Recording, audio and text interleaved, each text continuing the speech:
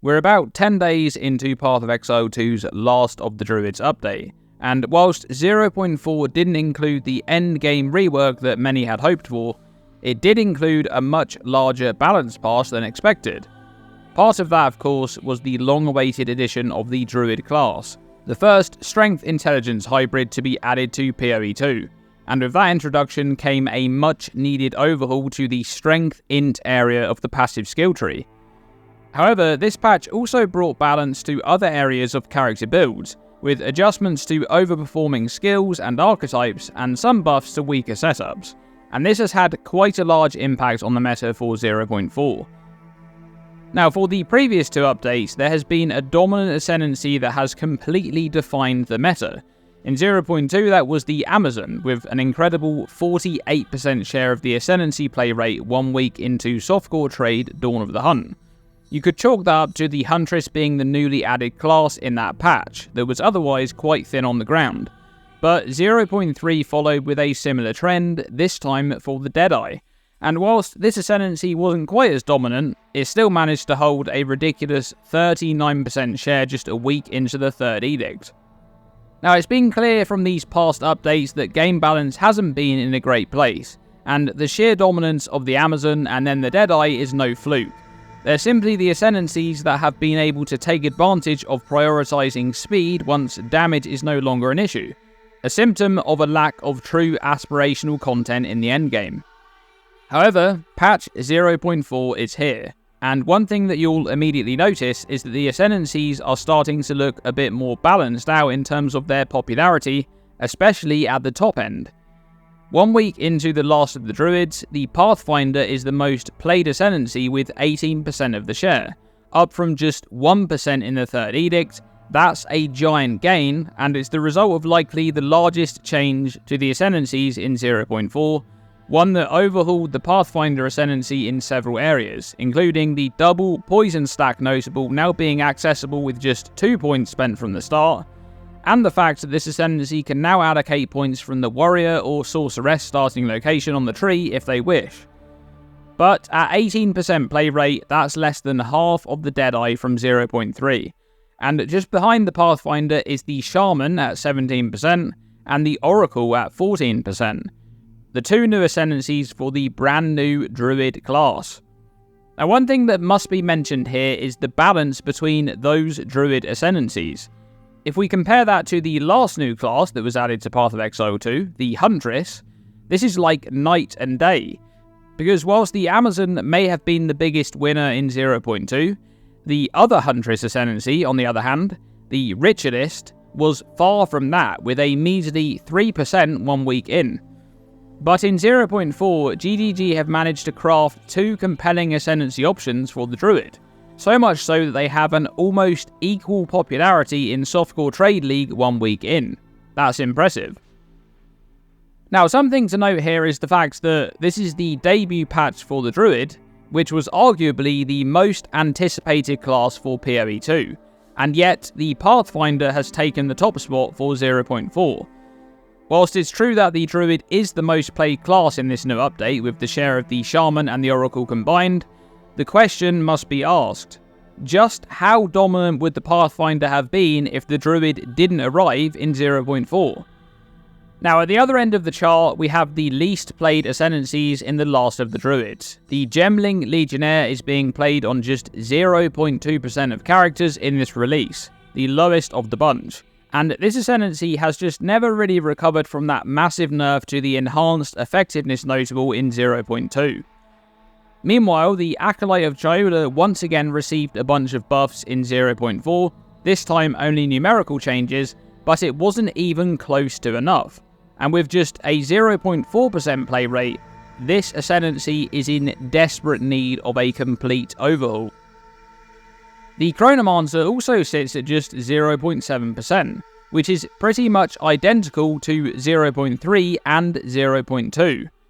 The design of the Chronomancer is a difficult one to balance. It feels like with just a few changes it may be completely broken, and without that it's just a gimmick.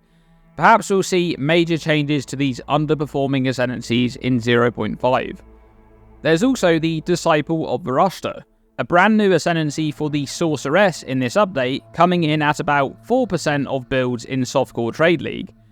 Now, considering that this ascendancy was announced just days before launch as it wasn't ready for the livestream reveal, this is actually quite an impressive turnout, and I imagine the popularity of this one would have been quite a lot higher if more time was available to plan for it pre-release. And of course, the Deadeye must also be mentioned, falling from 39% to just 4% league on league, the result of many nerfs, not just to the ascendancy itself, but also several adjacent mechanics. That's a brutal decline, almost mirroring the fall from grace for the Amazon Ascendancy just one league prior. But the Ascendancies are just a small part of the overall character balance in Path of Exile 2. The skill usage in this update is also looking a lot healthier following the nerfs to some of the most overperforming skills in the previous patch, such as Herald of Thunder, which held the top spot for the most used skill at around 50% of builds for 2 leagues straight, now finding itself at a much more reasonable 13% a week in, comparable with other Herald skills. Part of that move, however, was the targeted adjustments towards lightning damage scaling, such as the previous Wild Storm notable that provided 15% more maximum lightning damage being nerfed to 10% and being moved up to the top of the passive tree, out of reach of the majority of quarterstaff, spear and bow builds, likely now requiring an amulet anoint to obtain in those cases. Now, the most played skill in 0.4 is Pounce, which actually makes a lot of sense considering this is the primary mobility skill for shapeshifting builds. But there's a bit more to it than that, because Pounce also just has incredible utility for many different archetypes. It applies its own mark, which simply makes the target take increased damage from all sources, useful for pretty much any build. But you can also replace this mark with your own by socketing a different mark into the skill. And you can see that in about half of the builds that's using Pounce, they're socketing Freezing Mark to benefit from that interaction. There's also the fact that this is a leap skill, so even more utility is accessible through support gems, such as Holy Descent for Consecrated Ground, or Crater for the creation of fissures. Now, on the topic of mobility, the Rhoa mount is down massively in 0.4 following a big but much needed nerf. This skill initially was going to receive a much smaller change in the original patch notes, but was then nerfed in the revised patch notes just days before launch.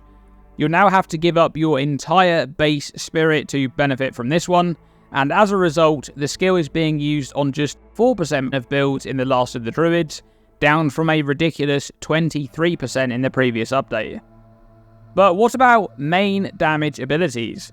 Well, the Poison Bow Pathfinder builds lead the charge on that front, with Toxic Growth, Poison Burst Arrow and Gas Arrow each sitting at about 15%, and Vine Arrow at 13%. That's a lot less dominant than Lightning Spear and Lightning Arrow from the past 2 leagues. But it's fair to say that several of the new primal skills added alongside the Druid have also been quite successful for 0.4, many of which are seeing play on around 10% of builds. Now, one of the other big balance changes for 0.4 was the improvement of many uniques targeted towards endgame builds, for example the large buffs to Svalin and the Couture of Crimson to name a few.